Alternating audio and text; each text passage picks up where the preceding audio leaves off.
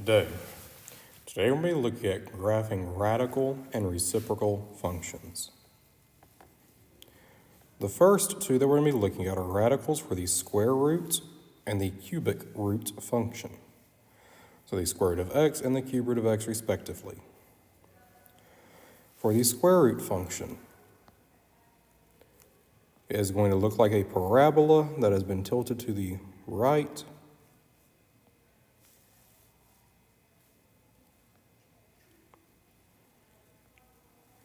Like so.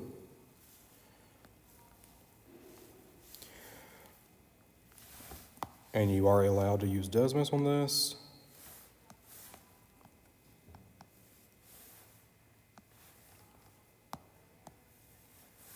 So there's the graph. For the square root function, my endpoint is at 0, 0. My domain is going to be a square bracket because I will touch 0. And I'm going to the right to infinity. My range is from 0 as the lowest point, and it will be going up forever to infinity. End behavior. As I go to the left, I'm going to get to 0 and stop. So as x approaches 0, y approaches. So as I go towards 0, y is going to reach 0 also. There's my end behavior for the left bound. For the right bound, as x approaches positive infinity, so as I go to the right, the y values are going up. Therefore, y is approaching positive infinity. Cubic function for end behavior. I guess I probably should graph this for you first. Cubic root of x is going to look like this.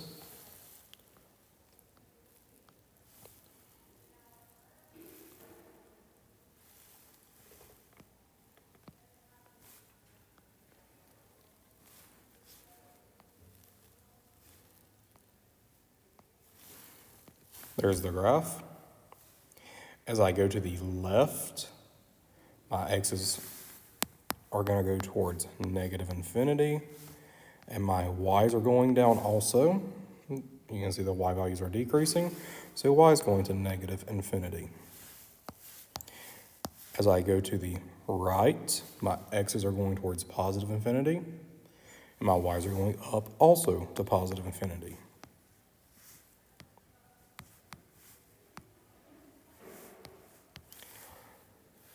My turning point occurs at the vertex 0, 0. Domain is all real numbers, and range is all real numbers. The transformations from the parent function are all of these. This is very similar to quadratic transformations.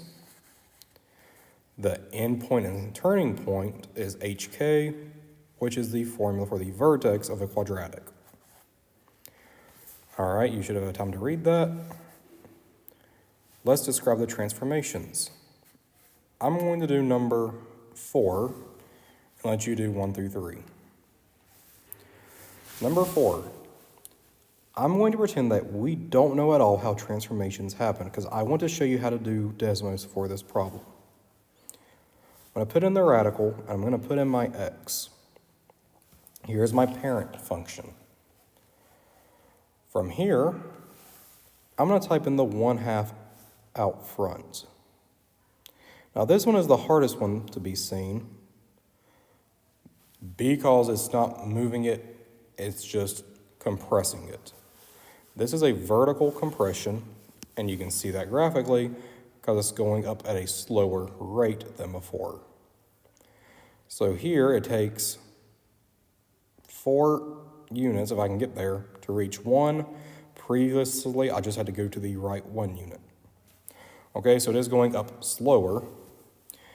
So this is a vertical compression.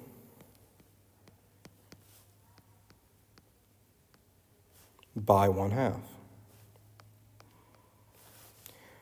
Now I'm going to erase that from Desmos. I'm going to put in the -2. If you look at your turning point, it has moved to the right, so the graph has moved to the right 2 units. I'm going to break this apart and put in my last transformation of the -6, and that has moved it down 6 units. There are all the transformations. Pause the video, try 1 through 3. All right, let's write one of these. The square root parent function is reflected across the x-axis, then shifted 7 units left, 1 unit down. Write the equation. All right, well, let's start with a parent function for the square root. Y is equal to, I'm going to leave a space, square root x. It is reflected across the x-axis. I'm going to need a negative out front. Shifted 7 left plus 7 on the inside, and 1 down, minus 1 on the outside. This problem is finished. Number 6. A cube root function has a turning point located at -2, 3. Write an equation that could represent this function. Now there is an infinite amount of solutions to this. We're going to do the simplest function possible. It gave me a turning point, so I'm going to use this as the hk value. Remember, the formula is y is equal to a times the cubic root of x minus h plus k. If you remember this formula, you just have to plug in h and k. So y is equal to cubic root x minus -2 will be +2 plus 3. Finished. A could have been anything I wanted it to be. I'm just leaving it as 1. For problems 7 through 9, you are allowed to use Desmos. I am just going to do one of these problems. I want to do number 8. Now I'm going to do this first without Desmos, and then I'm going to show you with Desmos. Let's look at the transformations. I'm moving this to the right 1 and down 4. My endpoint is my hk value.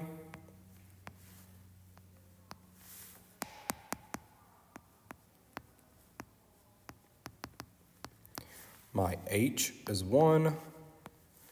My k is -4.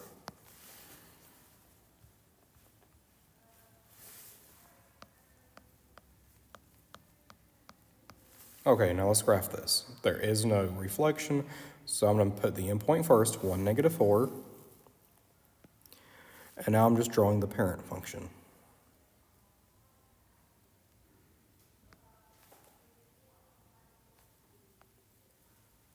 From that initial position. There's the graph. Now, you could jump straight to Desmos and type this in.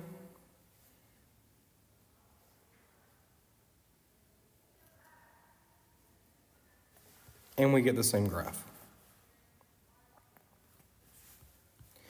My domain, I'm going to be starting at 1 and going to the right towards infinity.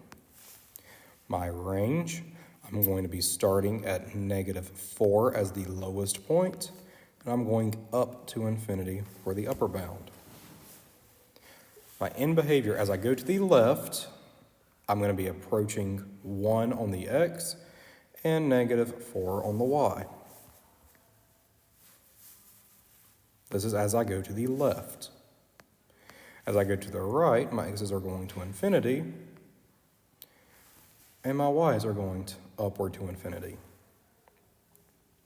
Increasing and decreasing intervals. I am increasing across my entire domain. For increasing, decreasing, you are reading left to right only. So I go up starting from 1 as I go to infinity. I am not decreasing, so this does not exist.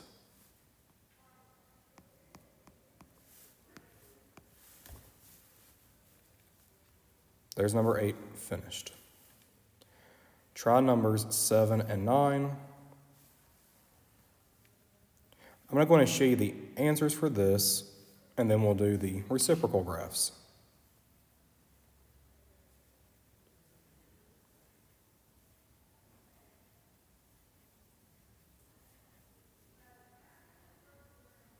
Okay, those are your answers for your graphing radical functions.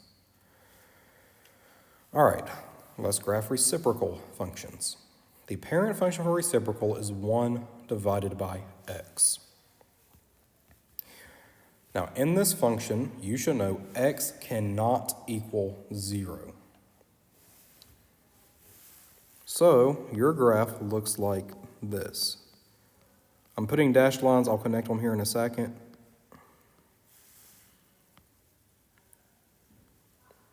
I just want to make sure to get an accurate graph for you.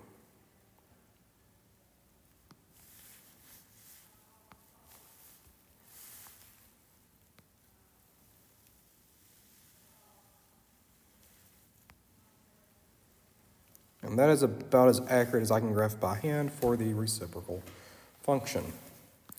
On this function, you have 2 asymptotes.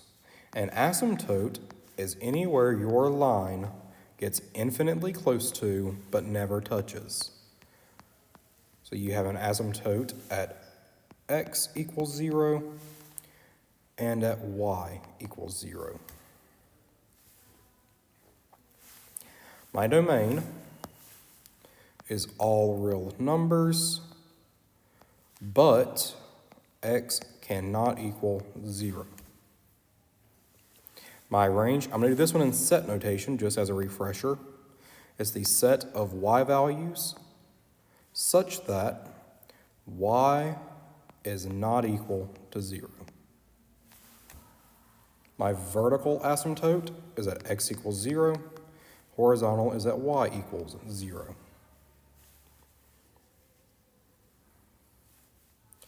There is your standard form of reciprocal function and the transformations. Now, the most important part to remember about this is how to find the vertical and horizontal asymptote. Your vertical asymptote is the h value. The horizontal is the k value. Okay. Pause that if you wasn't done writing. Let's look at the writing the functions. I want to look at number 1, I'll let you do 2 and 3. The reciprocal parent function is reflected across the x-axis. Y equals a number over x is my parent function. If I'm reflecting across the x-axis, I need a negative out front. Then it's translated 4 units to the right. So I'm going to do minus 4, and I'm going to go ahead and stop there and write my horizontal, my vertical asymptotes,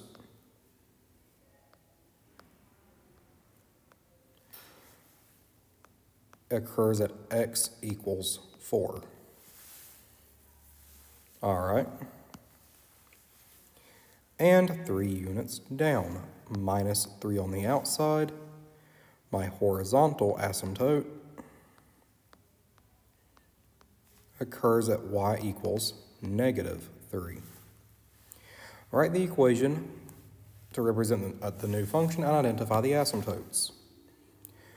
I do not have a vertical stretch or compression, so my numerator is just 1. Here is my final answer. All right, pause the video and try 2 and 3. For these last 6 graphs, you once again do have Desmos. I want to look at graphs 7. Actually, let's do graphs 8 and 9. 7 and 8 aren't that different at all, but since I had a minus on the denominator on number 1 for a horizontal translation to the right, I wanted to go to the left on number 8. Anyway, here we go. I'm going to identify my translations first, because that tells me my asymptotes. So this is plus 4 is moving to the left 4 units, which means my vertical asymptote is at x equals negative 4.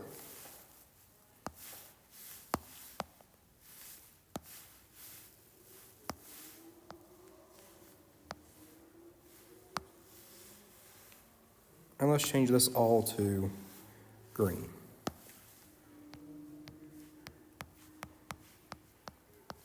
So at negative 4,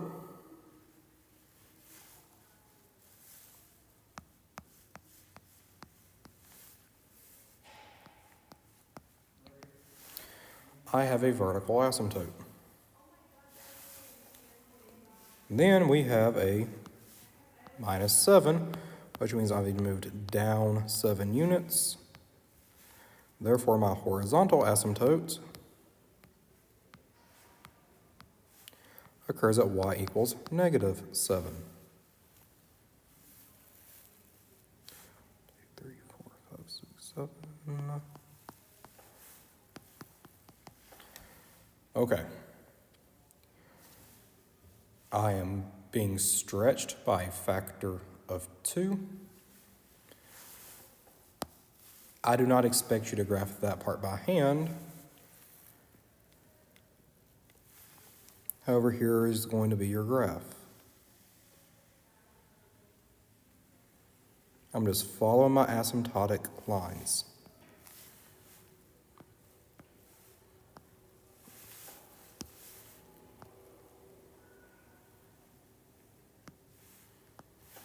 Okay, there's my graph.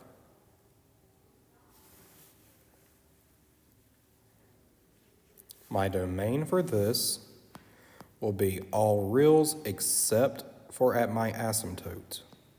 My x cannot be the negative 4 where the asymptote is. So x equals negative 4 is the vertical asymptote. My range is going to be all reals except at the horizontal asymptote, which is y cannot be negative 7. For my horizontal asymptote, y equals negative 7. For the graph of this problem, it is more important you can use your brain to do these than Desmos, because Desmos will not show you the asymptotes. Here's the graph. So I can graph the function. It'll give me a rough estimate of what it's supposed to look like, but it does not show me the asymptotes. If you wanted me to graph the asymptote, such as x equals negative 4 and y equals negative 7, you can do that, and you can see that it will never touch the black line for either function. That dot that was selected is just where it crosses the x-axis. Okay? You can see they do not connect there, and the blue ones do not connect ever. Okay? You can use Desmos, but make sure you're using it wisely. More or less for reciprocal functions, Desmos will help you with the shape, but not much else. Number 9, let's identify the transformations. I do have a reflection, and I'm going to make a comment on this one, because it is going to flip my graphs. So this is a reflection over x. Then I'm going to the right 5. I'm going to write down my vertical asymptote as x equals 5. I am moving up 3. So I put my horizontal asymptote at y equals 3. I can go ahead and fill in the domain and range because I know they will be all real numbers except for at the asymptotes.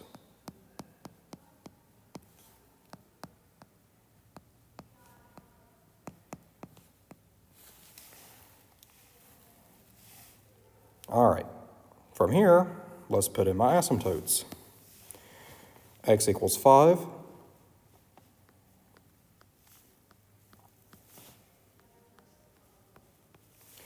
Y equals 3.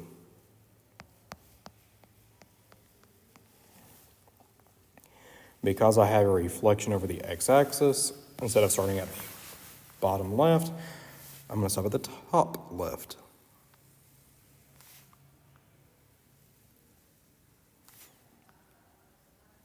So there's the first half of the graph. Here is the second. And you can use Desmos to verify this if you so choose. That one is done. Pause the video and try 4 through 7. Now here is the answer key.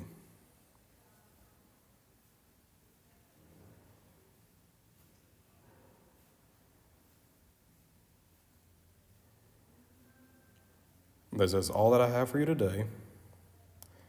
I hope you have a great rest of your day.